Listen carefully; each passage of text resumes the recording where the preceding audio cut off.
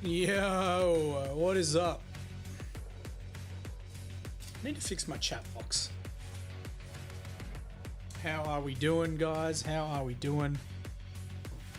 Do this. Let me get this.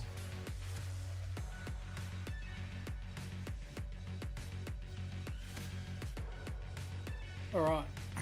What were we up to? Painting in the Corvus black, weren't we?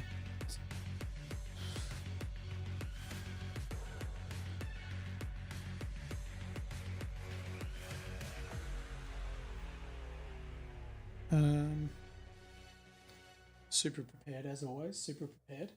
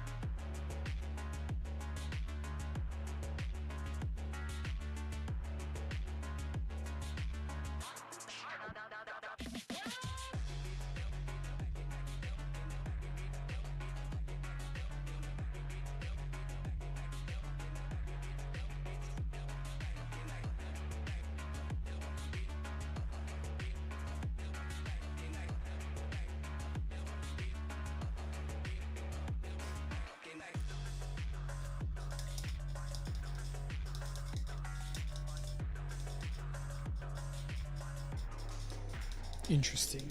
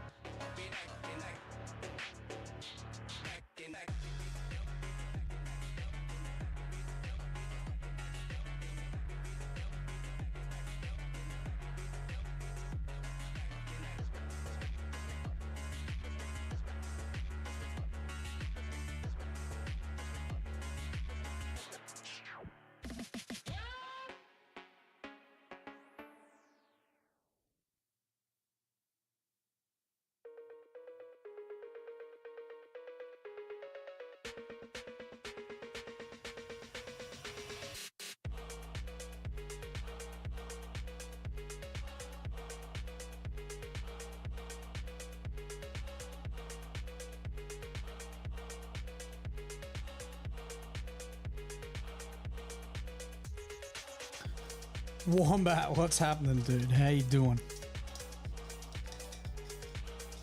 13-month resub. Thank you, my guy. Appreciate the support as always. Thank you, Wombat.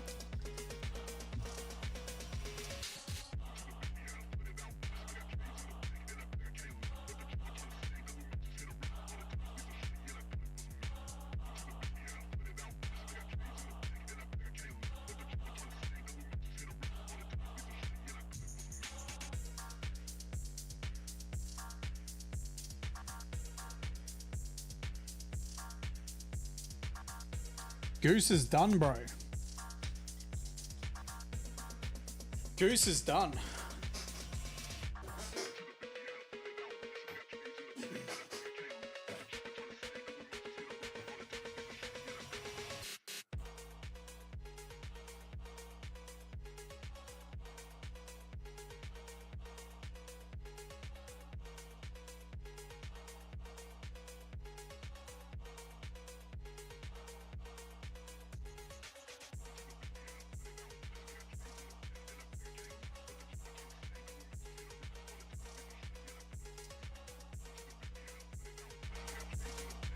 The goose is done, bro. We are on to Sword Strike. Yeah, the yellow, yeah. I'm glad I added it. I'm glad I added it. It may not be law accurate because it's a mix between a whole bunch of, well, not a bunch, two different tall geese inspirations, but I think it works.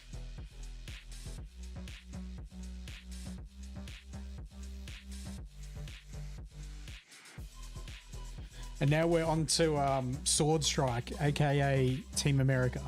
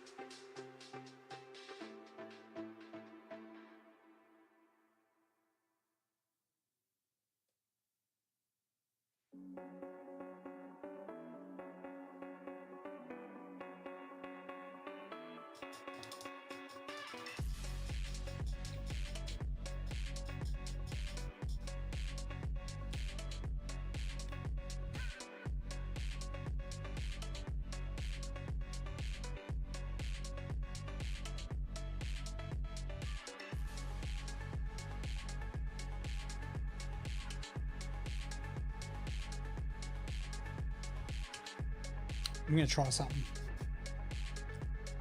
I'm gonna try something.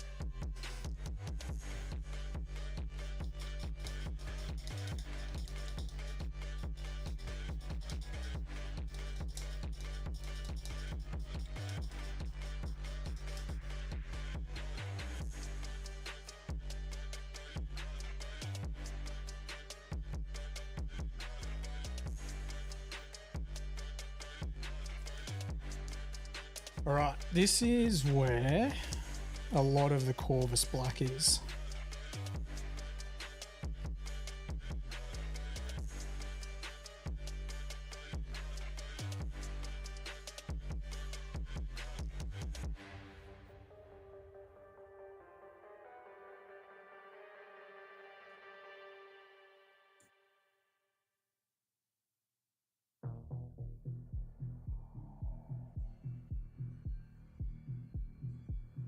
All right, so we've got this bit here. By the looks of it, let me just flick on a few different samples.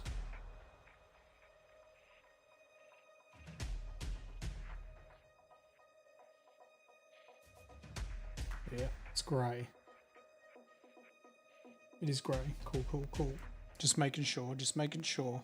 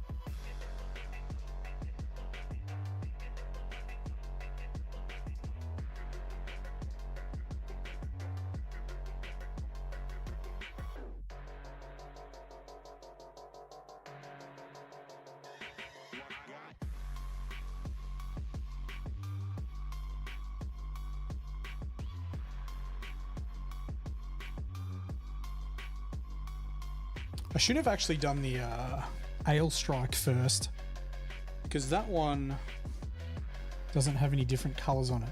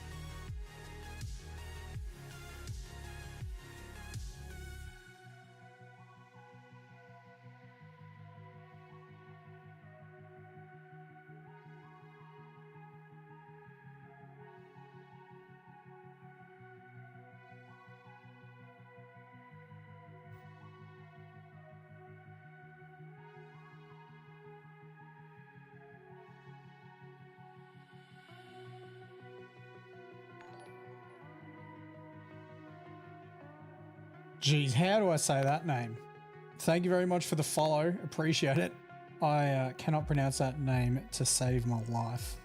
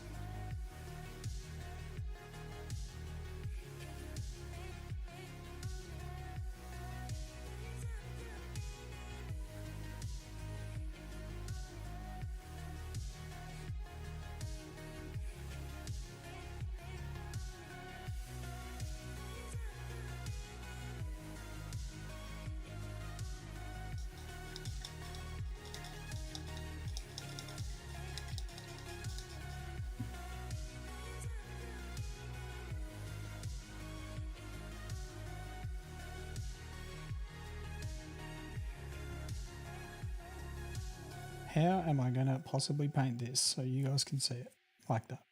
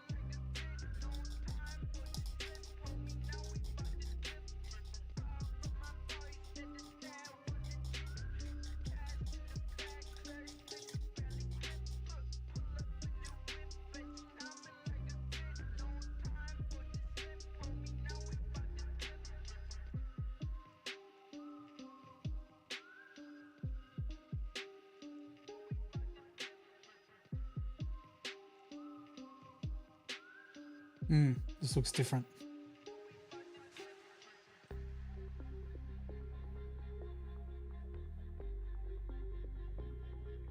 Might leave it like that.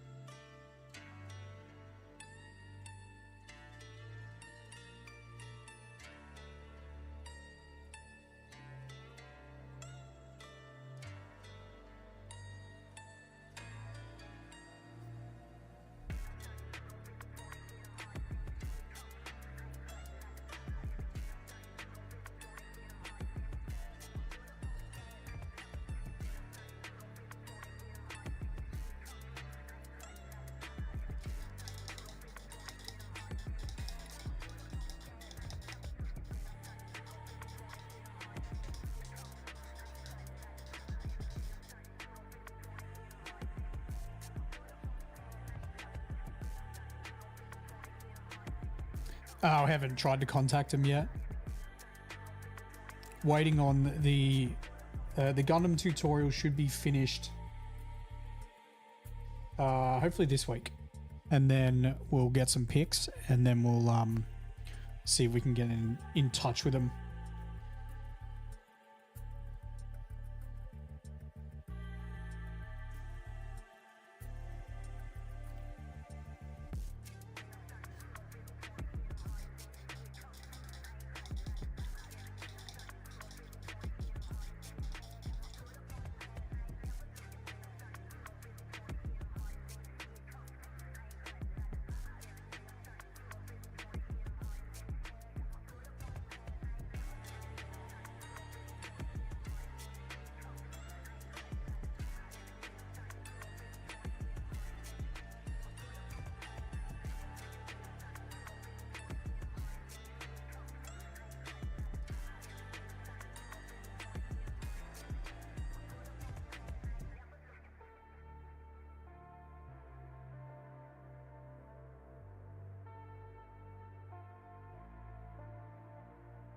My bank got in contact with me though. First time in a long time. Because I've been really good with my money. They were just like, oh, we notice you've got some money in a savings account. Have you thought about a home loan? Basically, oh, we see you've got money. Would you like to give us said money?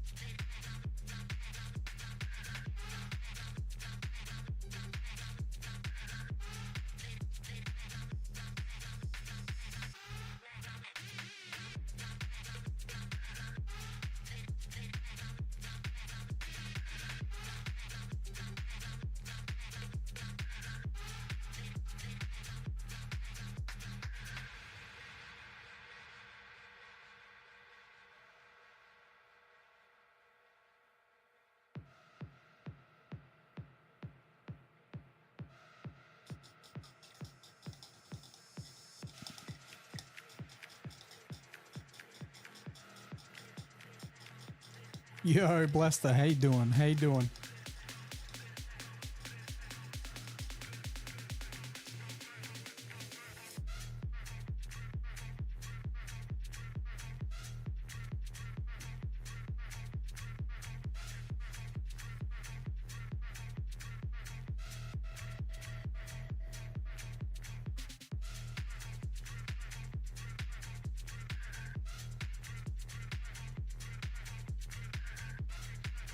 Only getting pimped out by work? What do you mean by that? What do you mean you're getting pimped out by work? I'm doing all right. I'm doing all right. My work's busy as. We've got a shit job that didn't go to plan. So, yeah, not fun. I need more Corvus Black.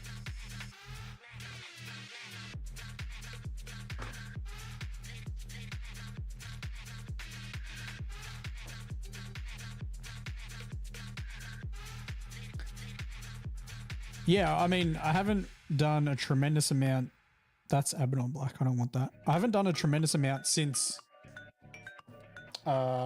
Tuesday because I was unable to stream last night. But just block in those colors. Just blocking the colors in.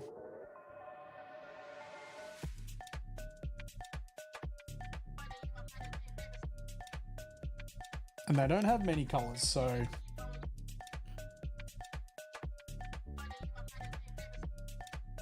The blocking in is quite simple. Got ya. Yeah, right. Got ya. Yeah.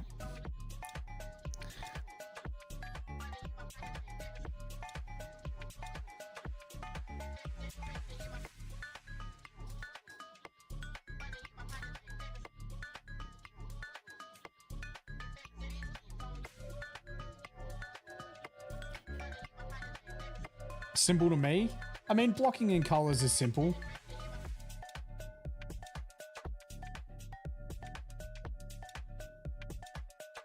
It's simple because I've been doing it for 14 years.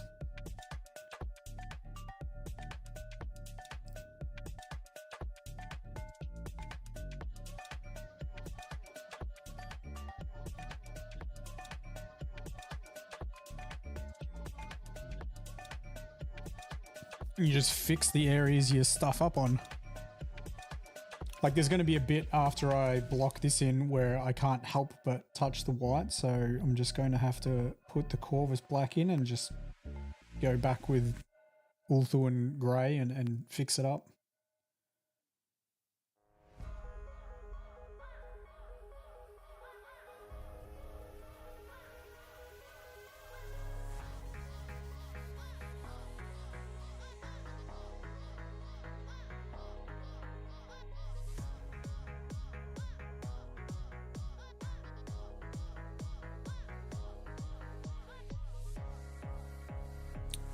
It's just one of those things, and anything looks easy if you've done it long enough. Like, if people turn up to my day job where I'm sign writing and they get some simple spot graphics that are just put on the side of their door, I do it in like 15 minutes and they're just like, what was that? And I'm just like, but if someone else tried to stick a giant sticker on a door, they'd probably fuck it up. Overreach back into the black. Yeah. I mean, I still do that, right? I get it until I'm happy with it.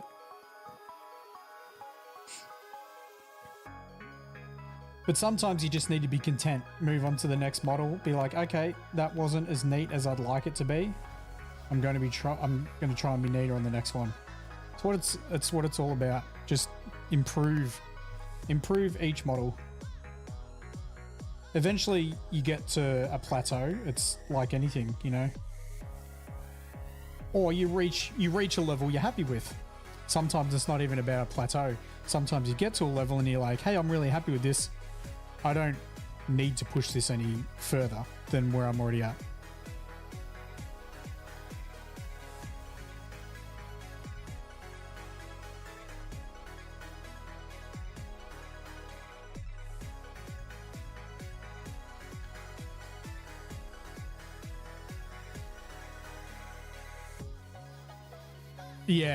Yeah, that's good. One thing we get quite often, great Sage. I just repeat the same thing over and over, and sometimes it hits with people and sometimes it doesn't.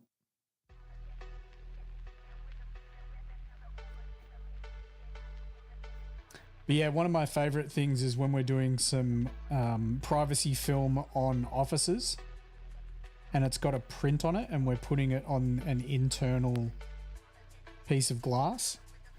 And the process is essentially clean the window, put the print face in on the wet window because it sticks to it. You pull the backing off and you wet it. So your print is upside down. And then you flip it and then you apply it and squeegee out all the water and bubbles. And people in the offices freak out. The amount of times we've had people be like, that's upside down, that's upside down. I'm just like, do you know, you don't know this process. I've literally been doing this for 20 years. Sit back down, answer calls, reply to emails, and shut the fuck up. I don't say that. I say it in my head.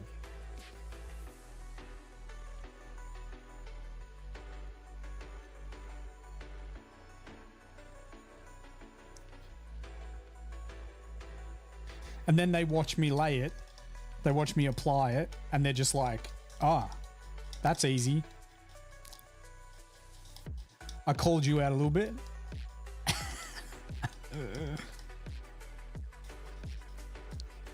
There's nothing wrong with sitting in office and answering calls and emails. But when you tell me how to do my job, then there is. I don't fucking tell you how to do sales, bro. Jesus. Obviously, I can't do sales because if I could externally say what I'm saying in my mind, I definitely wouldn't be a sales dude. Some guy's like, yeah, I don't know, that's pretty expensive. I'd be like, yeah, sure, man. Buy it off some other jerk, you idiot.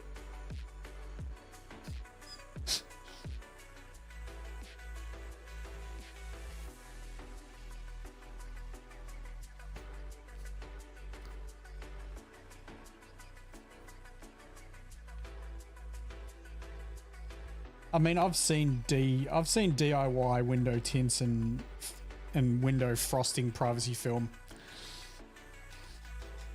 It ain't good.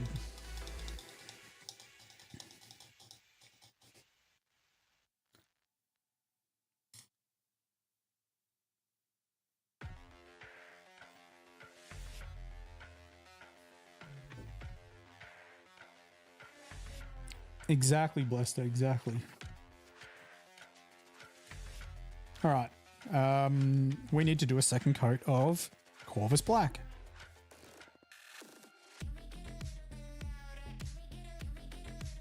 It's the one thing about Corvus I've found. It's a very nice color, but for a dark color, it's somewhat transparent.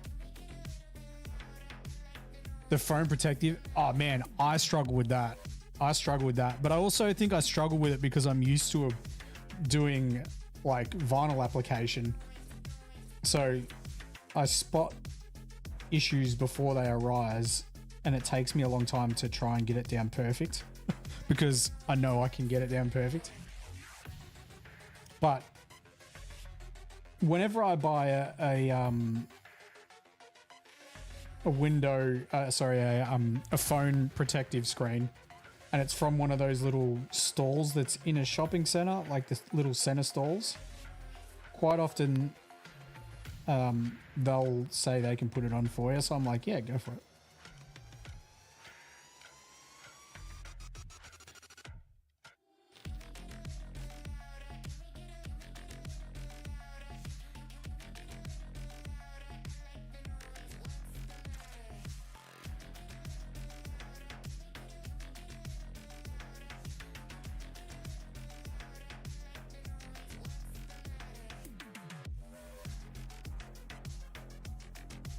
Convergence of thought.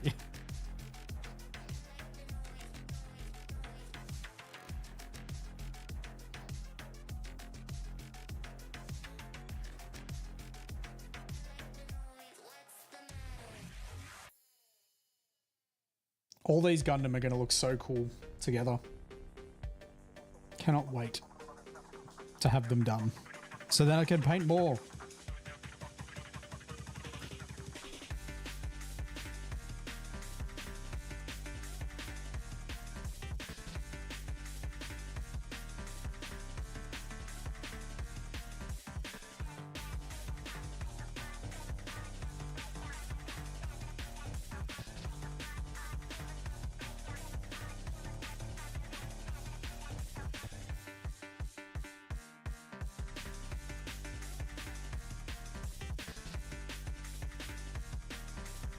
You excited for more Gundam?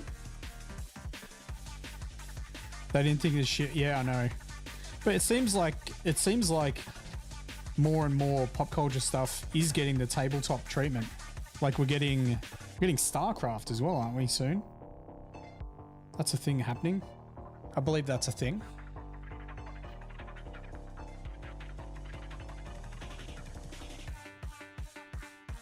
Yeah, I see heaps of potential in this.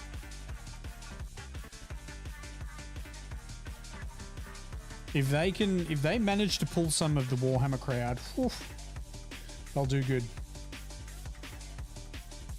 StarCraft's doing a Warhammer twice. Imagine StarCraft just obliterating Warhammer. That would be hilarious. I don't think the miniatures are anywhere near as nice as Warhammer ones though. They could be. Like, I don't know if we've seen any of them yet. I think there's just been like teaser trailers, or at least I haven't seen any.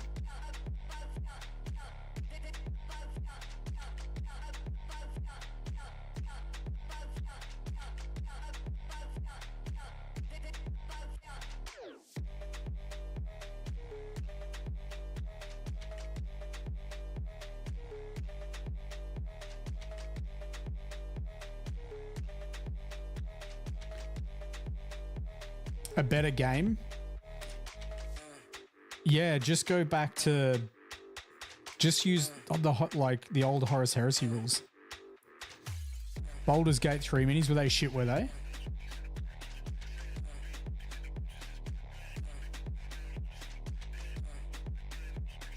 StarCraft minis have been shown. Okay.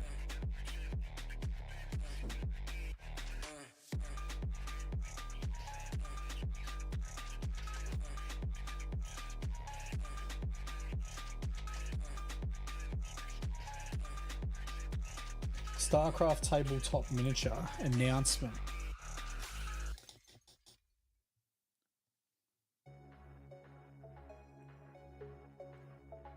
Go away, other country, Australia. Why do I have to put the fucking country I'm in? Why isn't there a fucking auto search here? I have to type in all of Australia? This thing's fucking stupid. Just gonna do... This thing's lame.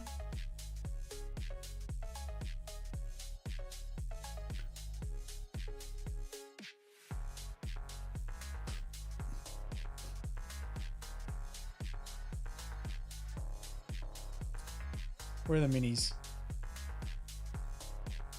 Are they horrendous, are they? Where are the miniatures? Show me the miniatures.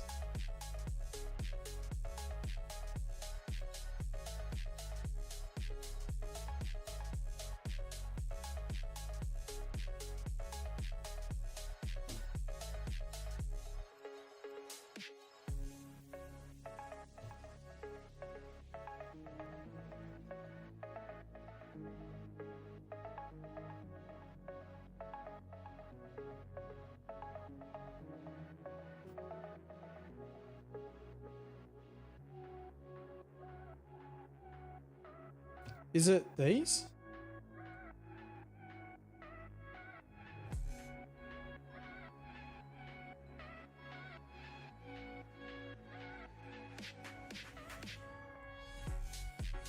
Is it those?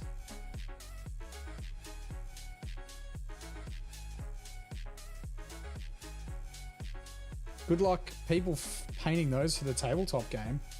This Protoss is going to take a bloody year to paint. Is that the models?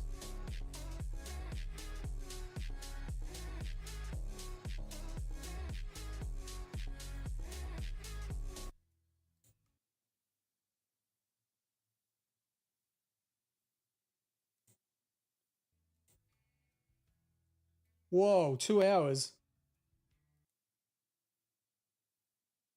Banana for scale.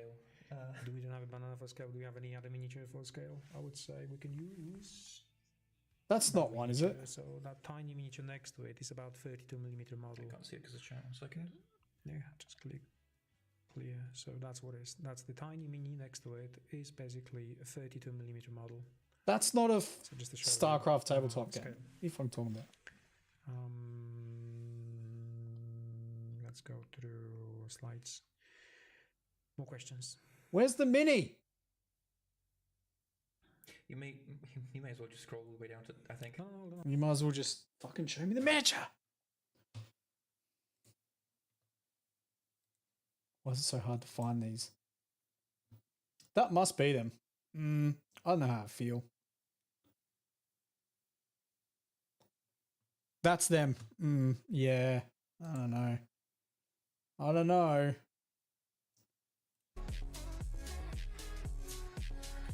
I don't know.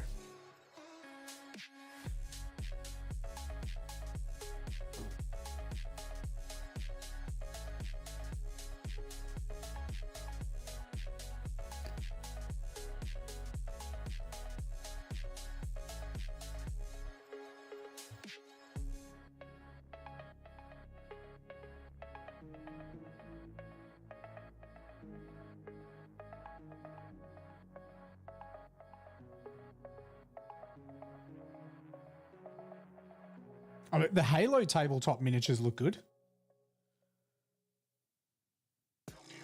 They're pretty damn cool.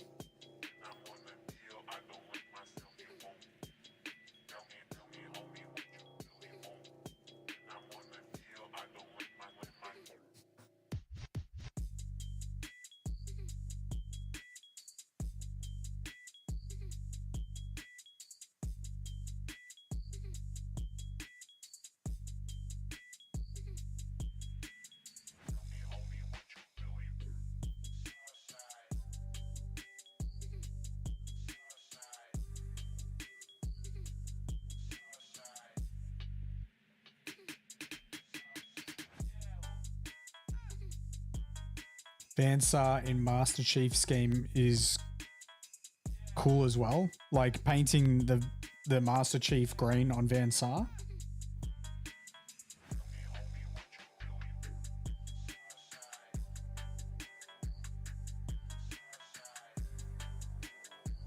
That would work. I mean, I did that. I did my ghost dude. Remember? Where is he?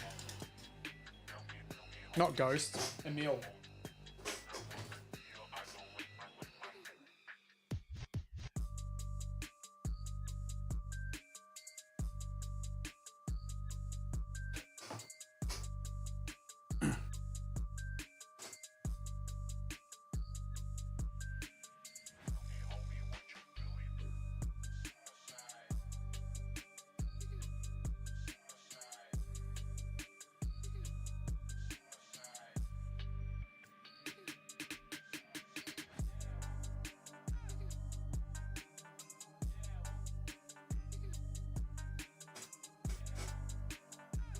He's so small.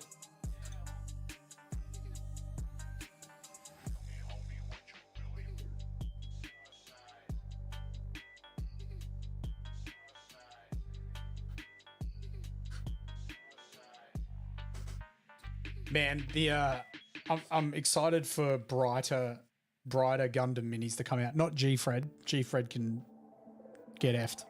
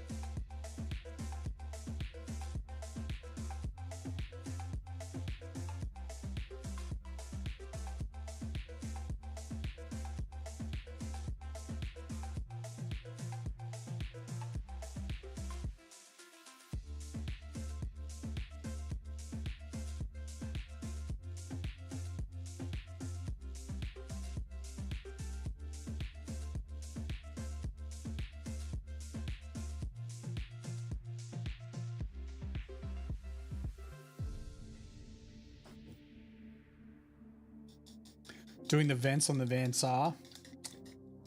They're so small. So small.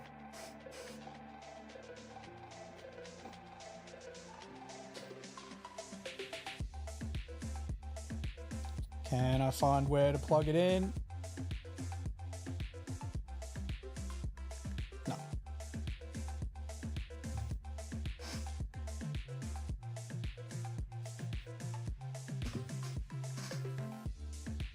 I can definitely knock everything though.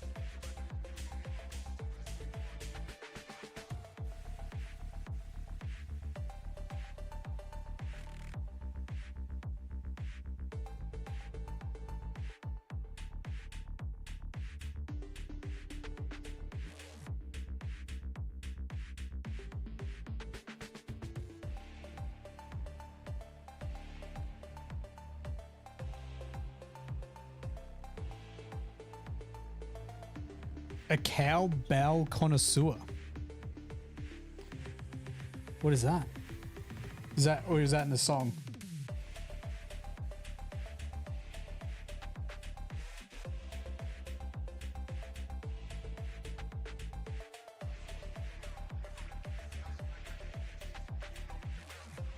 The funk playlist. This is just on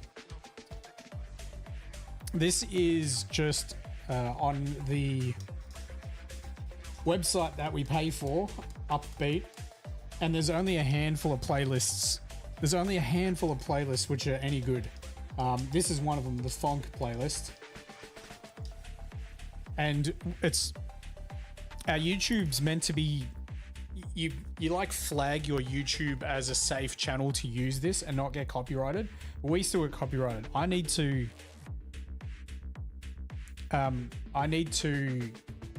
contact Restream and just be like, what's going on?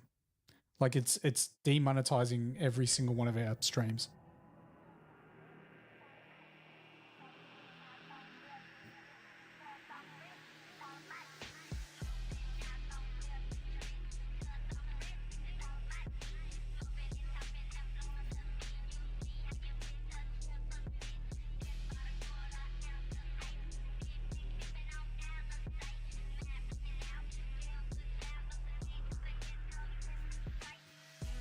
Music law is such BS. Yeah. Well, this one's even more BS because I've paid them.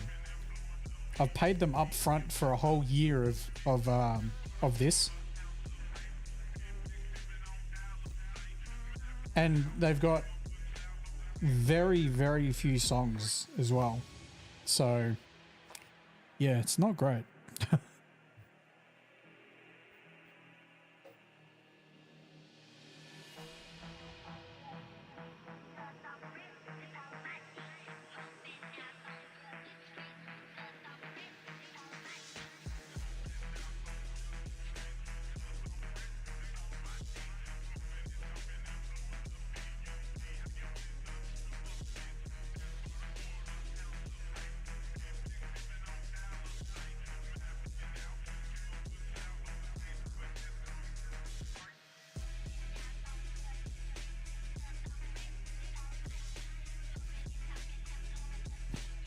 Yeah, it does suck to pay.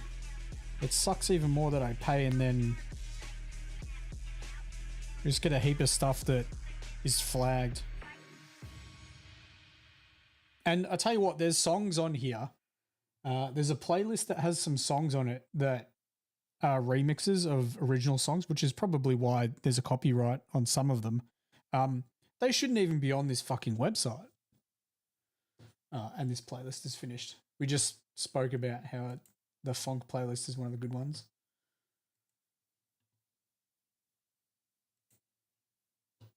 Now I'm going to play my favorite song from the website.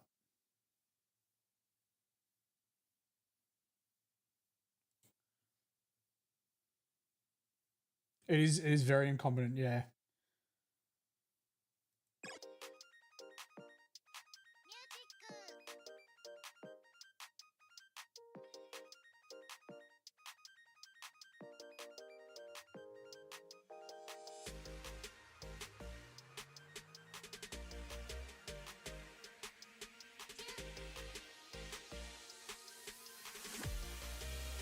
Well, this website pops up on my YouTube a lot, saying to use it, and it says that they're all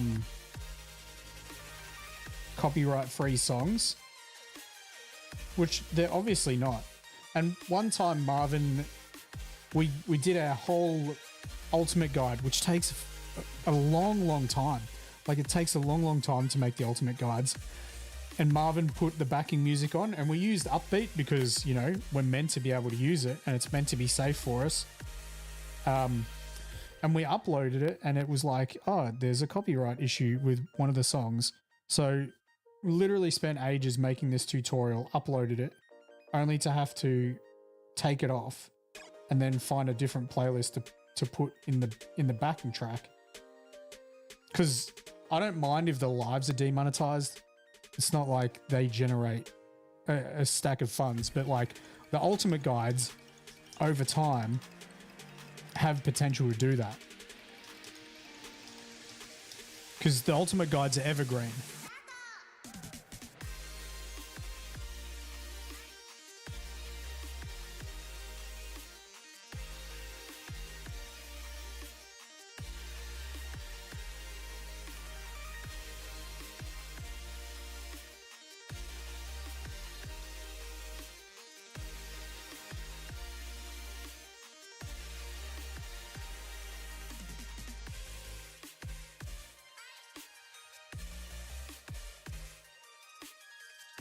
Yeah, the algorithm ain't great.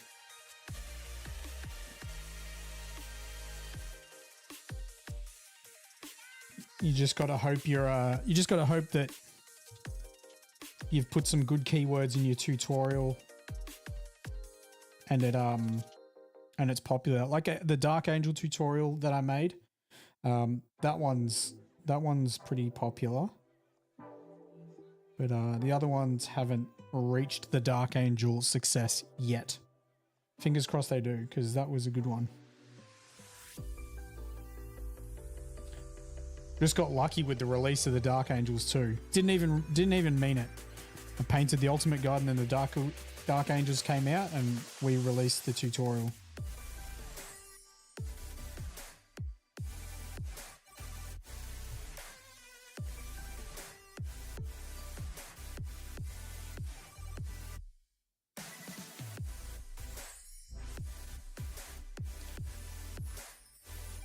I mean, for smaller channels, that's what it's sort of comes down to, doesn't it? A little bit of timing, a little bit of luck, and decent content. We'll see what happens when we get to 10K. We're not far off 10K. And I believe we get a little bit of an algorithm boost when we do reach 10K. So, see what happens.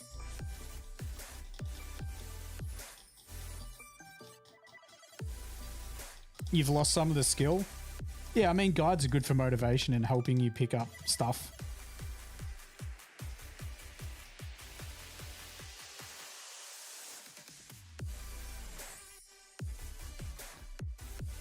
A little bit of loneliness, a little bit of I get that. Totally understand that. It's a pretty easy hole to fall down. It's a pretty hard hole to get back out of.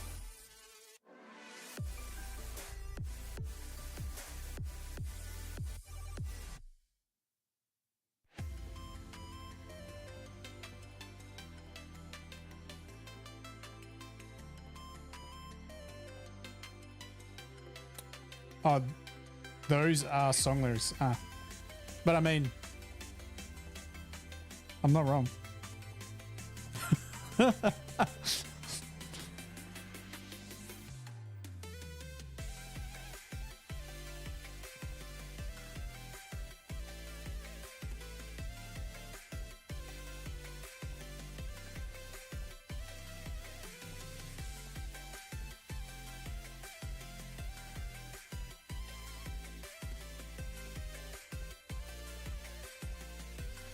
Alright, after we get this done, I've got to work on the Corvus Black for the arms. I have to work out what I'm going to do with the sword pack. The sword strike pack. What are we going to do with that? How am I going to film that? What order am I going to put it in? Do I just film it all and then worry about pulling the clips out after? Maybe I'll do that.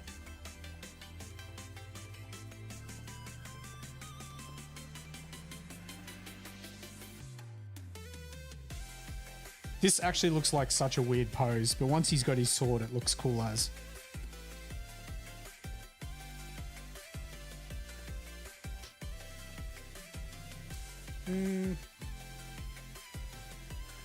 Has the head got any Corvus Black on it?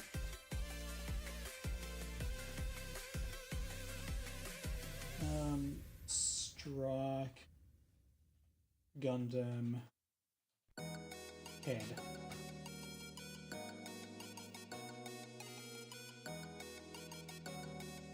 does look like it's got black under the eyes.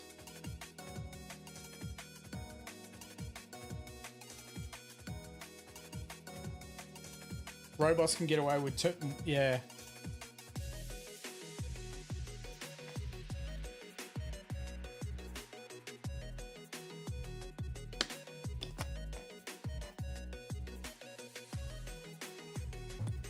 Let's just do the arms. Fuck it. Oh, actually. No, it's cordial.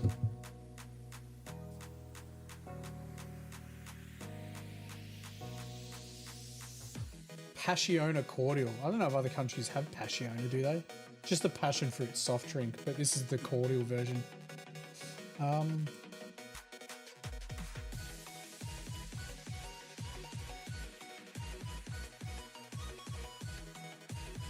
Yeah, it's based off the passion fruit soft drink.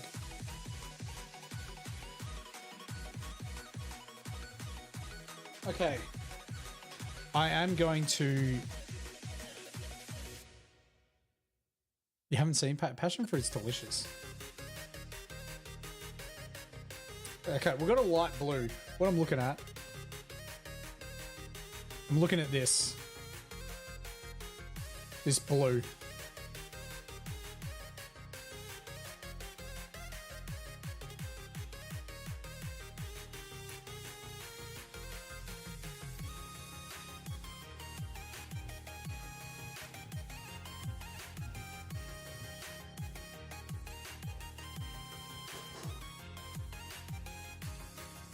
I don't know if I've got anything that's really like that.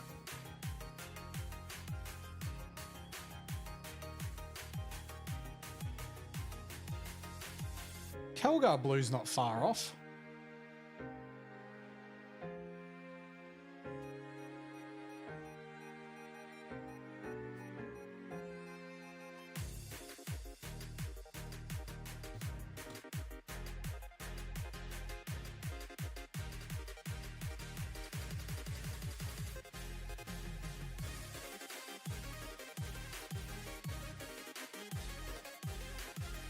Which color?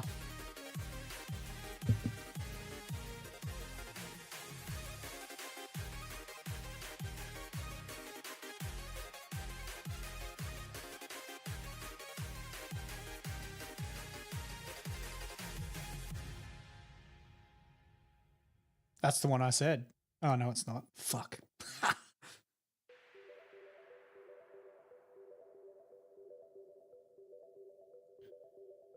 I was gonna go with this one. I was gonna go with Kelgar. Because it's a little bit of a cleaner blue.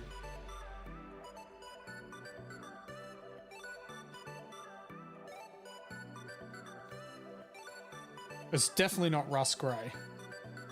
Maybe I will go Hoth blue. It's gonna be hard to highlight though.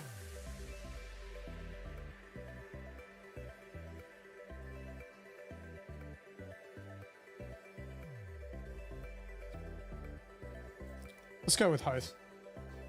Let's go with Hoth blue. I've got lighter blues. We'll be able to highlight it.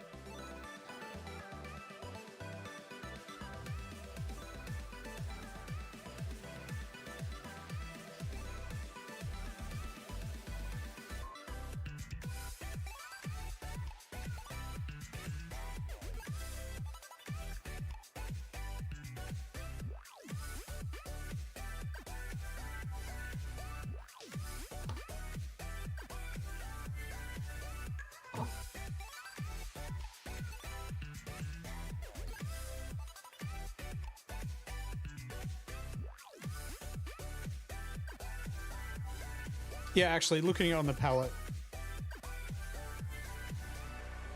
it could be a little bit lighter, but I think it'll be okay.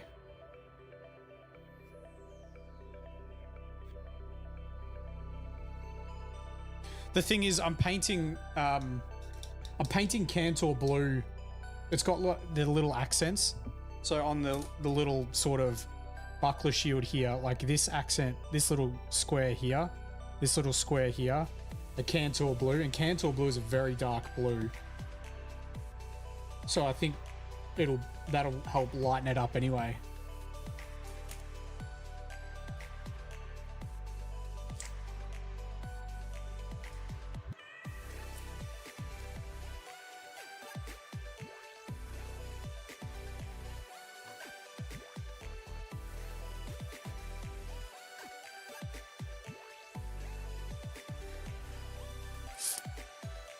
Yeah, I mean, like Fenrisian blue, but they're like a blue-grey, and I don't want a blue-grey.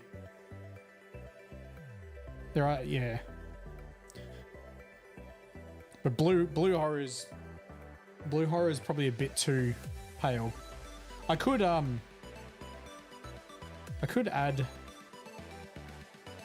blue horror,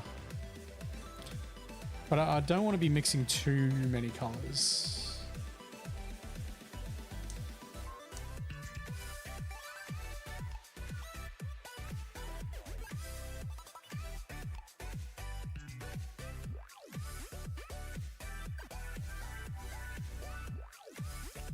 Well, plus, like, I think, so with these tutorials, the Gundam community, building is number one, painting is number two. The more simple I can keep the tutorials with less paint mixing, the better. There's always going to be some paint mixing in my stuff, but if I can avoid it, I think this will be fine. This will be fine.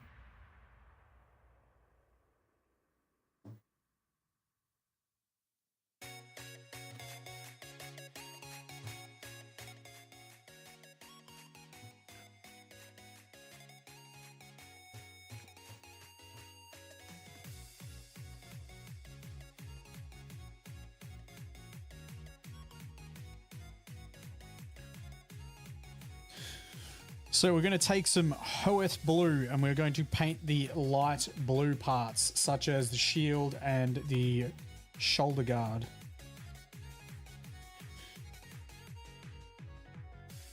This will take 2 thin goats.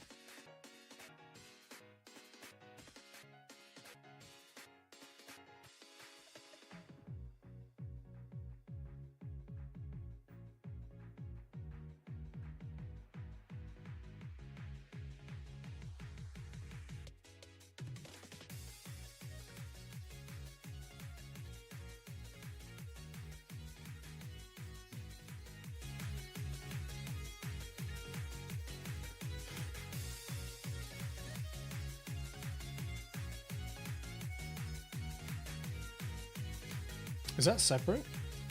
Fucking is. Shoosh. Give me that. Said, give me that.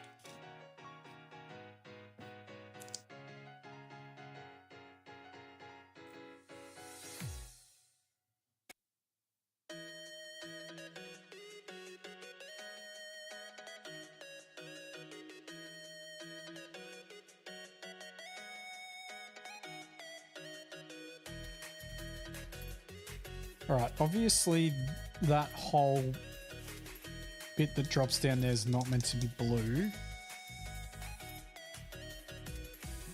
So we'll just try and paint a straight line across.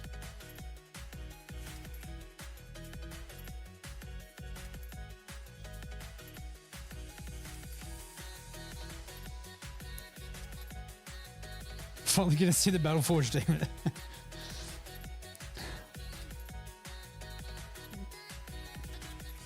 No, that's when the Golem voice comes out. Stupid fat heresies.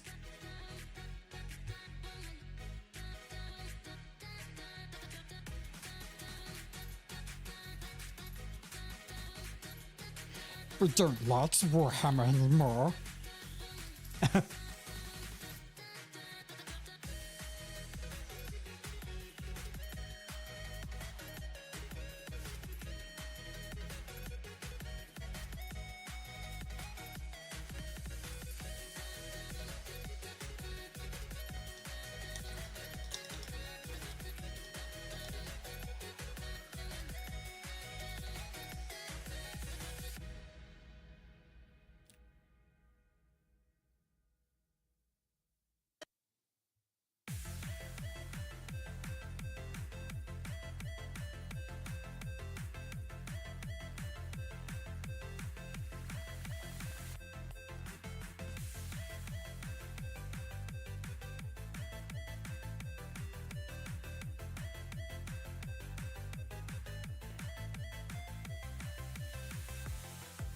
Yeah, like this song here.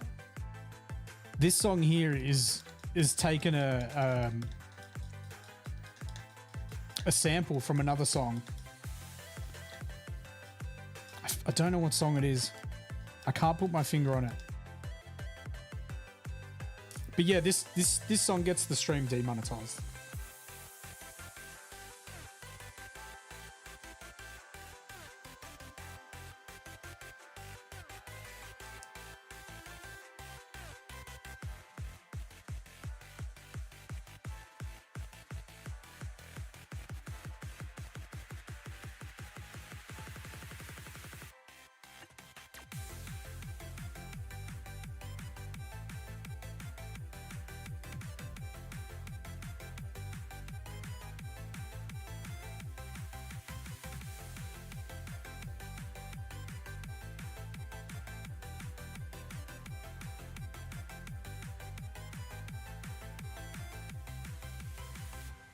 This is a whole shoulder pad. It basically is.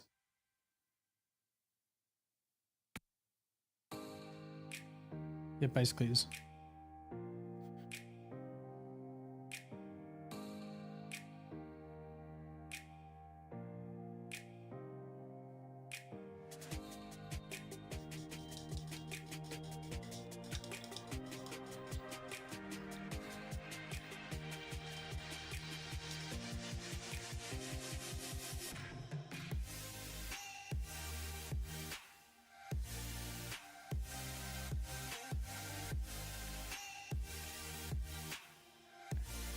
You thought it was a brace? Nah, it's a big ass shoulder pad.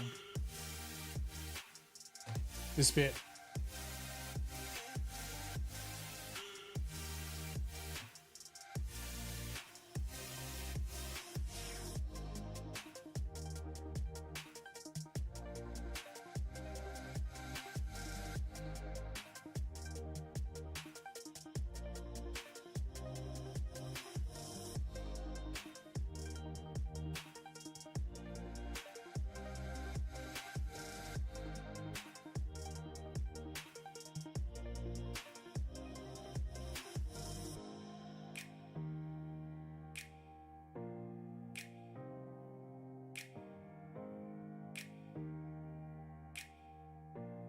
How did they come up with this in the 80s?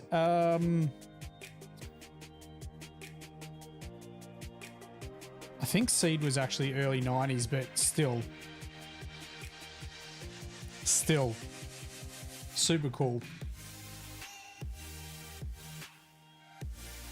Gundam was 1978, hence why the OG Gundam is called RX78-2. So the OG Gundam came out in 1978, and then Gundam Zeta, which followed up from the regular Gundam, I believe that was... There is nothing shiny on the screen. Come on, camera. Come on. Zeta was 80s.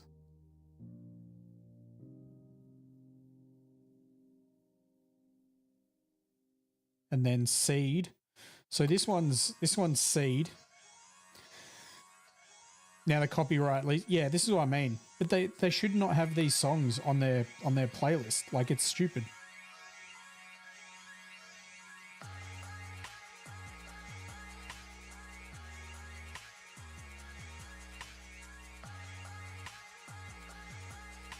Yeah, so this is from Gundam Seed, and Gundam Seed was super popular in Japan, but it basically bombed out in the West. Like, it sucked, mainly because of the storyline. The mobile suits in Gundam Seed are crazy. Like, they're really, really cool, but the storyline just no good. But also, having said that, from all the lore videos I've watched, Gundam Seed helped resurrect Gundam because it was sort of dropping off. And then because of how popular it was in Japan, obviously they continued making more Gundam stuff. I personally haven't watched Seed yet. I've just watched a recap of the storyline. I don't know what the Japanese thought of the storyline.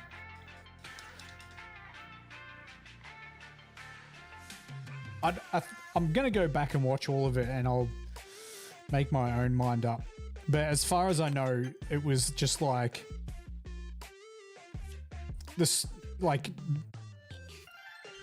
planet destroying weapons just turned up from nowhere. There was no like backstory on how the planet destroying weapons turned up. They were just like, oh shit, here's a solar laser.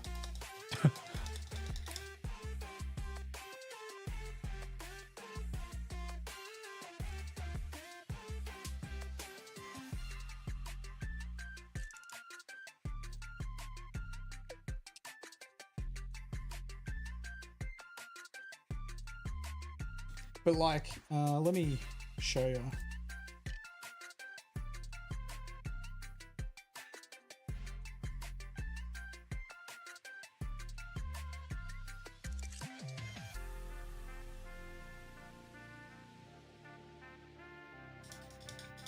But like, check this stuff out though. So this is what we're doing now. Strike Gundam. Ale Strike, Sword Strike, Launcher Strike, Perfect Strike. That thing's gonna destroy me when I have to paint that. But like, look at these suits. Like, Calamity Gundam is bonkers.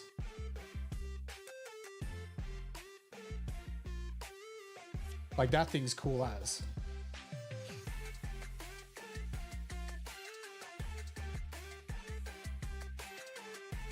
Like the suits are phenomenal. Even the grunt suits. Look at the grunt suits. Like, that's cool. That's cooler than a Gundam. They got like wolf suits.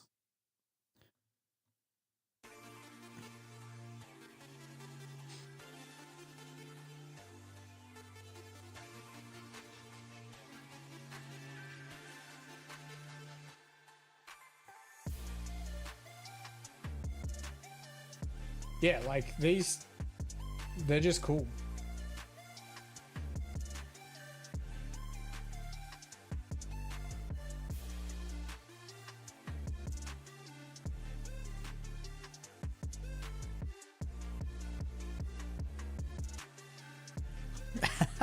Furries.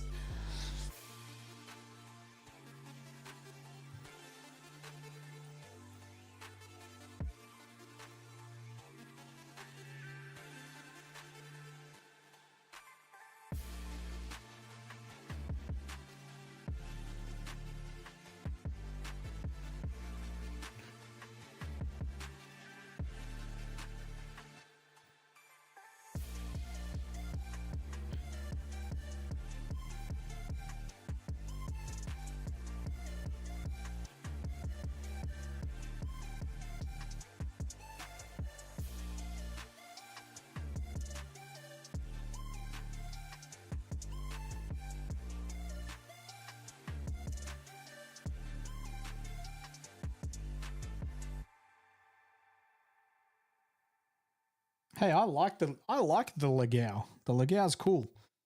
That one was, the orange one was piloted by Andrew Watfield. Some of the names are pretty damn funny.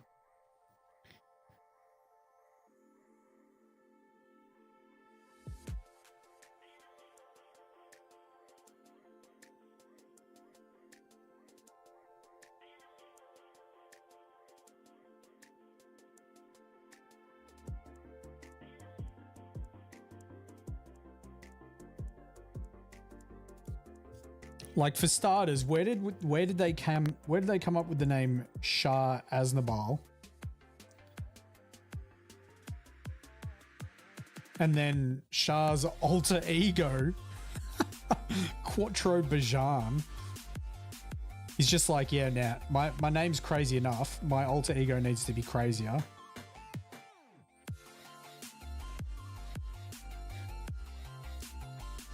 And then, what's the craziest name? Miliardo Peacecraft is pretty wild.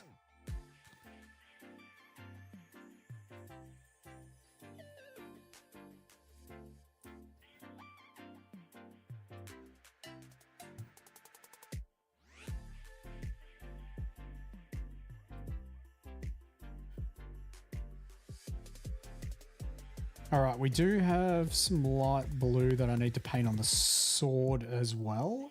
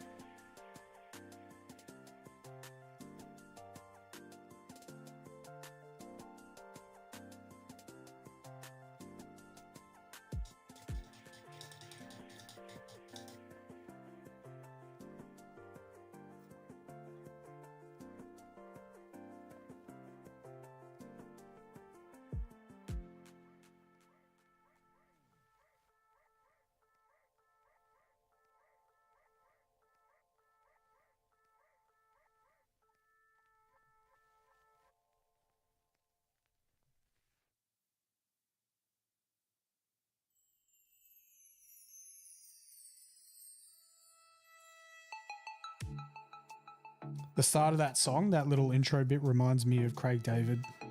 I'm walking away.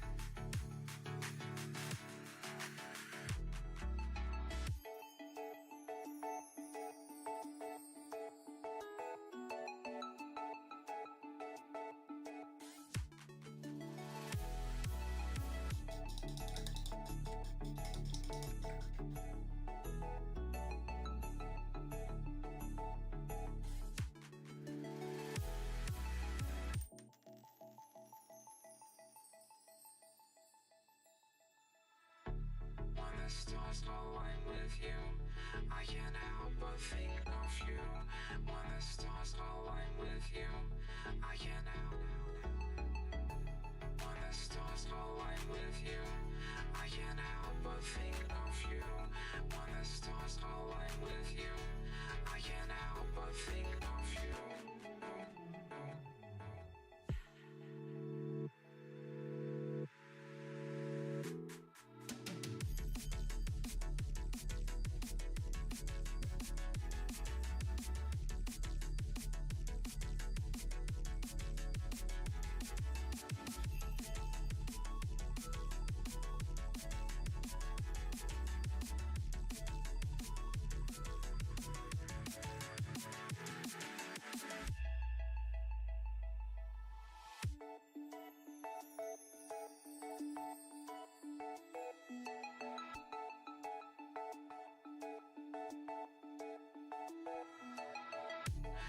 the stars align with you, I can't help but think of you.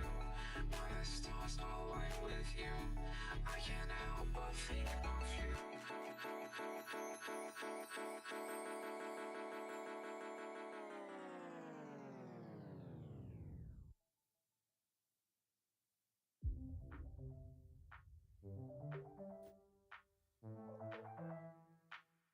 He doesn't have one. He has no ranged weapon.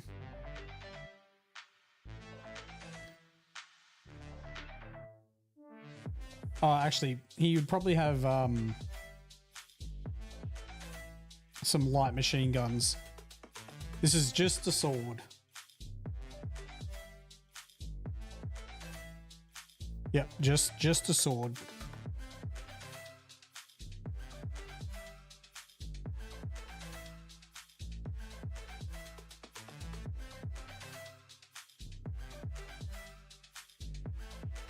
I mean, they normally have Vulcan light machine guns in the head of the Gundam, almost always. Plain old giant plasma sword. Yeah, it's an anti-ship sword. Equipment. It is. Yeah, he has 2 multi-barrel machine guns. He has 2 armor Schneider combat knives, and then this is called the Schwertgewehr, which is a 16-meter anti-ship sword. Yeah, spaceship. Yeah.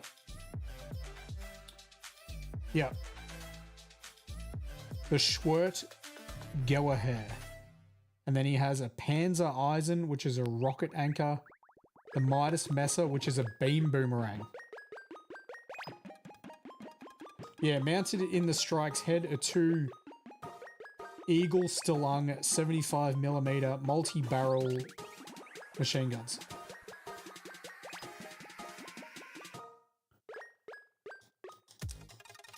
Anti-personnel. Yeah, it's more for when they're in close quarters fire, they can fire directly at the opposing mobile suit and like blind the enemy pilot. However, the other mobile suits aren't as tough as they're not as tough as a Gundam, so they can actually do some damage with them as well. 75mm rounds would probably just bounce off a Gundam.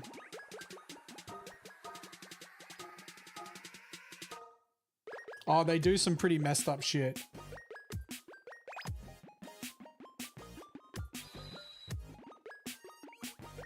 Yeah, but so this sword is 16 meters long.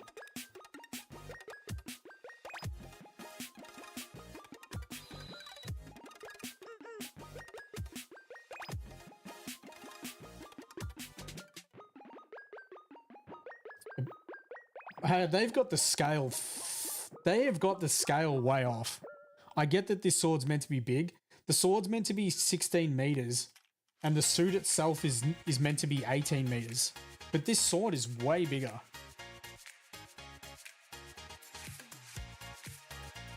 They haven't got the scale close at all.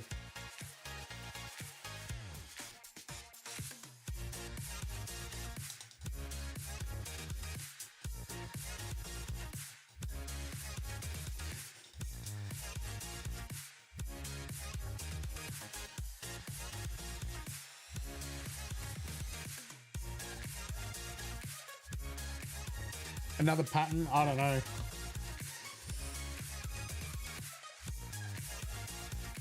So the knives are stored in the side skirt armor. These knives do not need power from the suit, can be thrown, and their blades vibrate at high speed, allowing them to pierce through most armor except for PS armor. The Schwertgewehr is the sword strike's largest and primary weapon. It is a large physical sword that has a laser blade along the cutting edge. The large blade is designed to easily slice mobile suits in half, or cut off sections of ships such as the guns.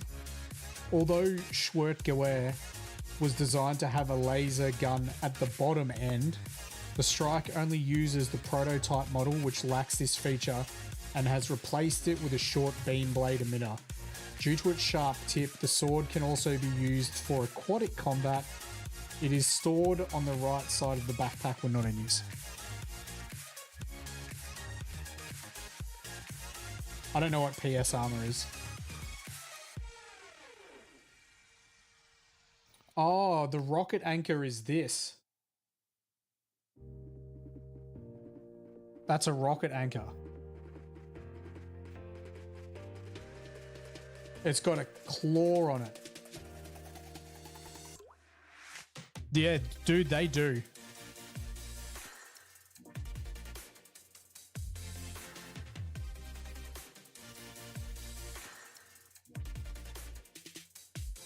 Yeah, that's got a claw on it.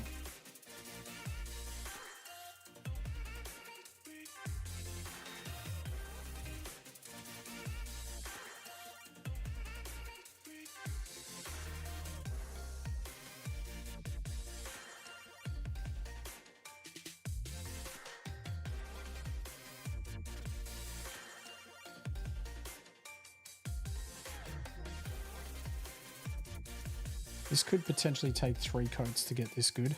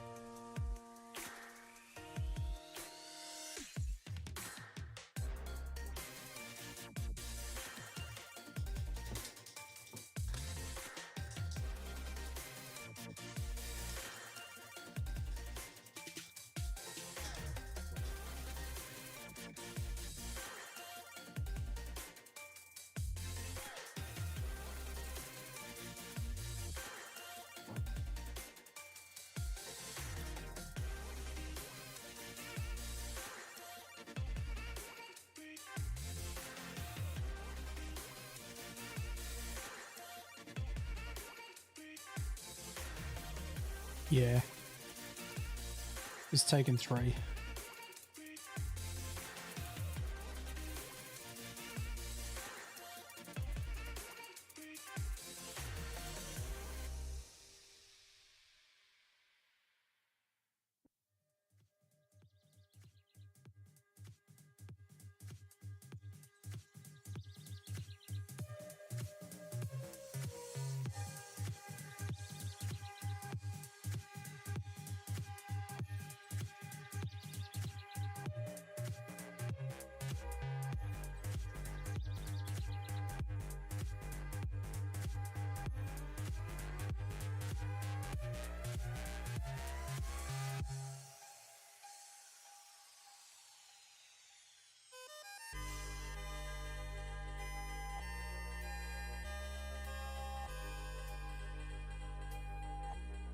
Every time I hear this song, I just feel like I finished Pokemon.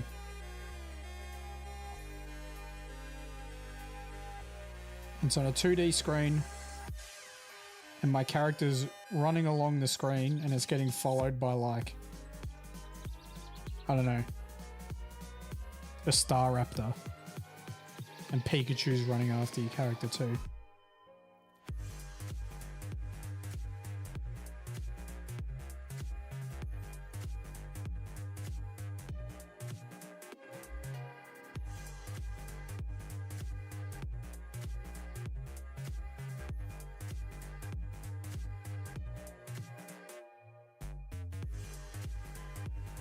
Dude, Staraptor's goated.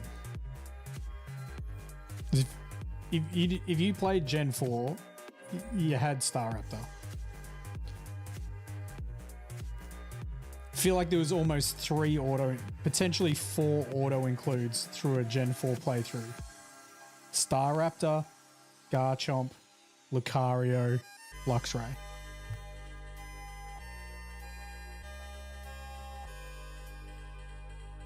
Those 4 will carry you.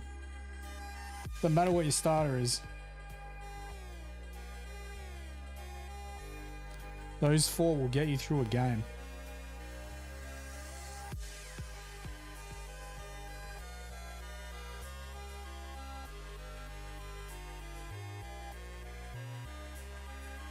All starter birds were under. Yeah, they're all a little bit lackluster. Star Raptor though was legit. I mean Talonflame, but Talonflame was broken with its initial ability. But yeah, Star Raptor can hold his own. And he's got Intimidate. I mean, Intimidate's really, really good. Really good. The man goes hard. Brave bird yourself into infinity and then endeavor.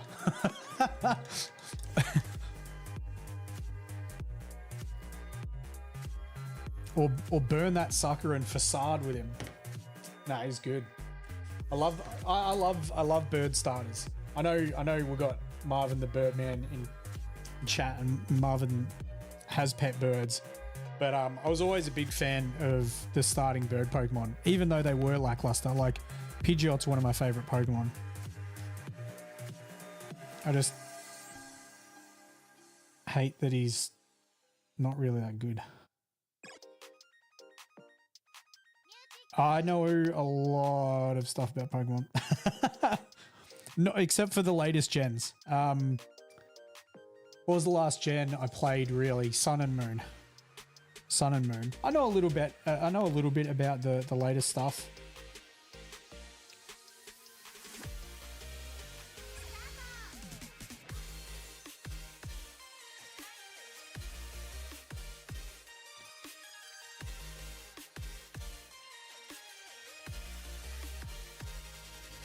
I mean, I watch a fair amount of competitive Pokemon, which in itself is different to, you know, doing a regular playthrough.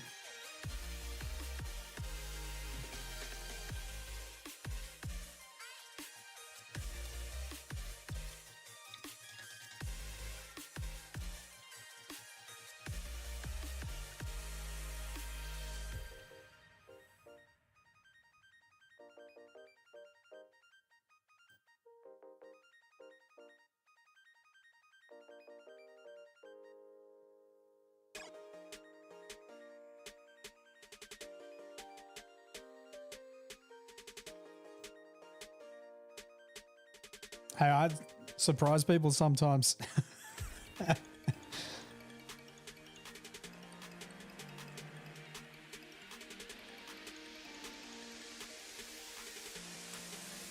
My favorite Pokemon is from Gen 3.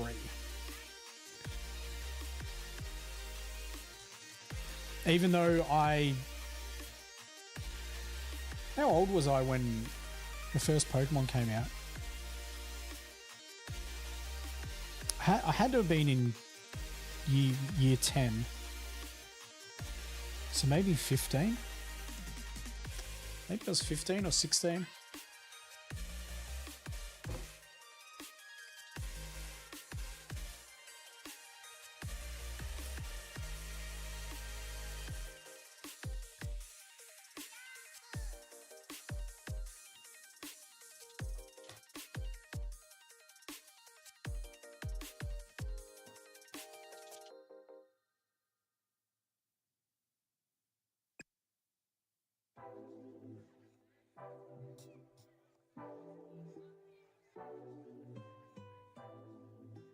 Let you guess. Yeah. 3rd gen. It's my fave.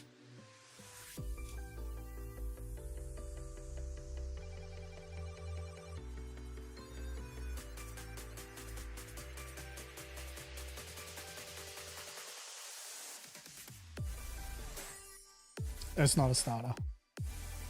All the starters are cool though in Gen 3.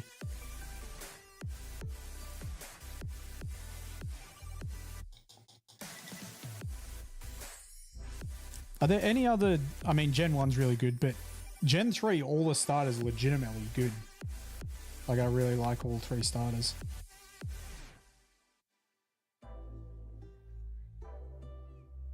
Same with Gen 4. Gen 4 was pretty solid as well. Like, I love Empoleon. Empoleon's sick.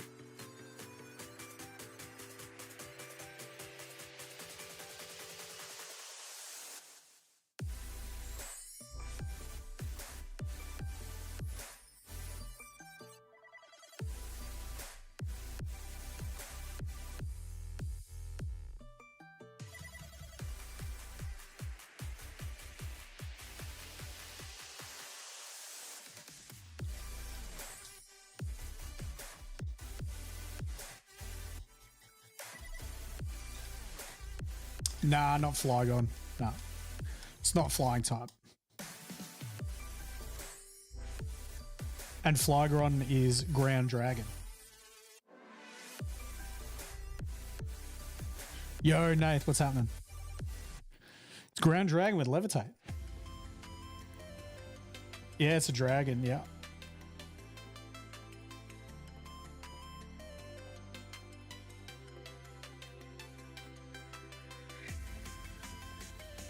His upcoming Mega's meant to be flying? That would make sense. Tell you what, Flygon could legitimately be 4 types. He could be flying, bug, dragon, and ground. Man, Mega Howlucha looks cool as shit.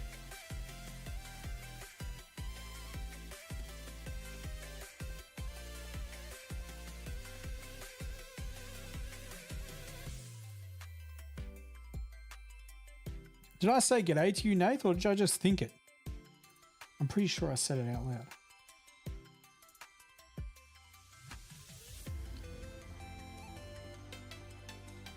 loud. Bug Dragon's too crazy for...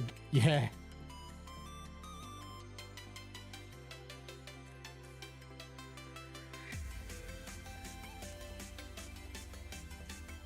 I did say it.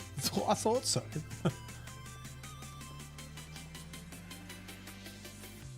Dude, I tell ya, if you ever try streaming, you just forget what you've said like 5 seconds ago. Honestly.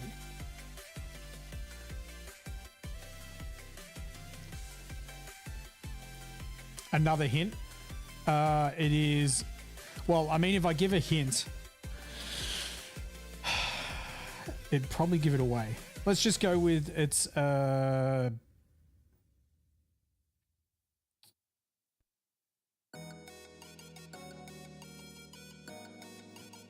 it's a dual type. Let's start with that. It is a dual type.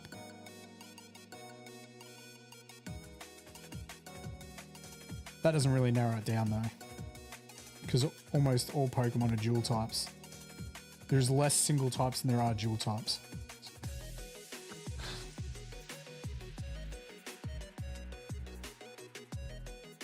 It's actually really hard to give a hint for my favorite Pokemon, because I think any hint would just straight up give it away.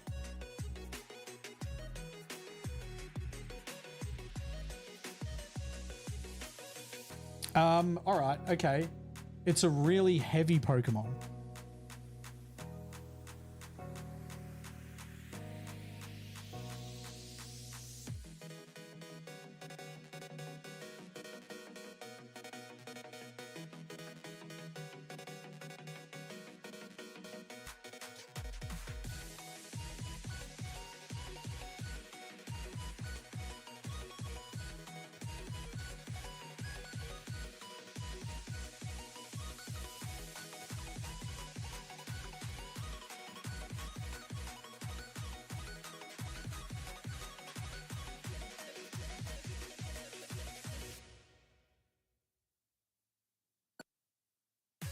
Oh, you got your final answer? Okay.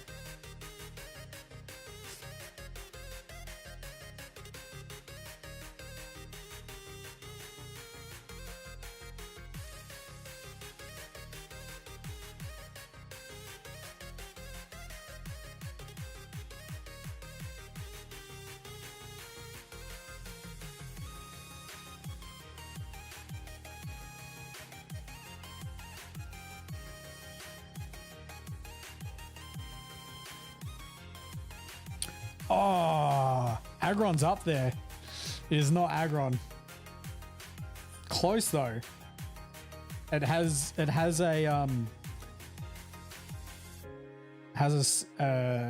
one of the same typings from Agron. Agron is sick though.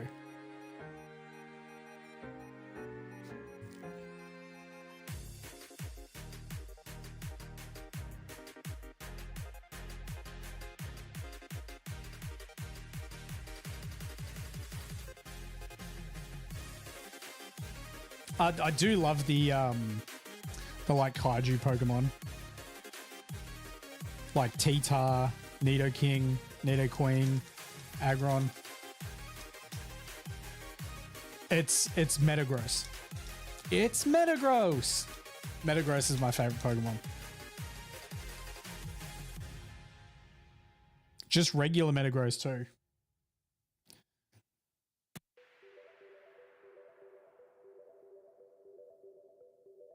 Who's that Pokemon?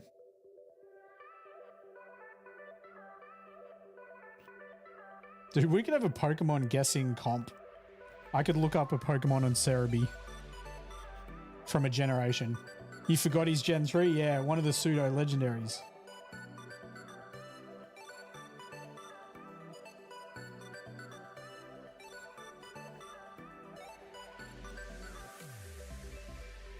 I mean, there are Pokemon that you sort of forget are from certain gens.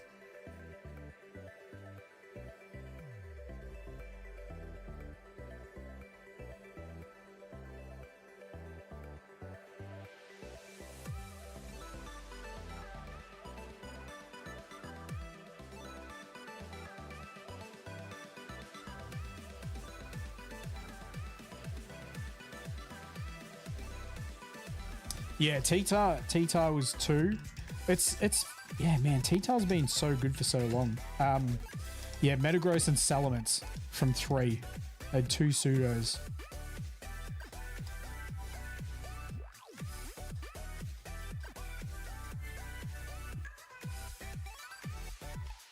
All right, and on that note, after the Pokemon guessing game, and we've got our second layer of light blue. Oh yeah, I reckon I've reached my limit for Pokemon knowledge when I played Sun and Moon. After that, it's tough. I do like looking up the new Pokemon though, and seeing them, and also the regional Pokemon too, which I think breathes life into the OGs. Yeah, we're gonna finish up there, guys. We're gonna finish up there. And we'll be back tomorrow to continue work on Sword Strike Gundam. He's going to take a while. Blocking in these colors, I think, will be fairly quick. I reckon we might finish up blocking in the colors tomorrow, and then we'll start doing some recess shading on Friday. Other than that, enjoy your day, guys. Enjoy your night. And I'll catch you all tomorrow. Peace.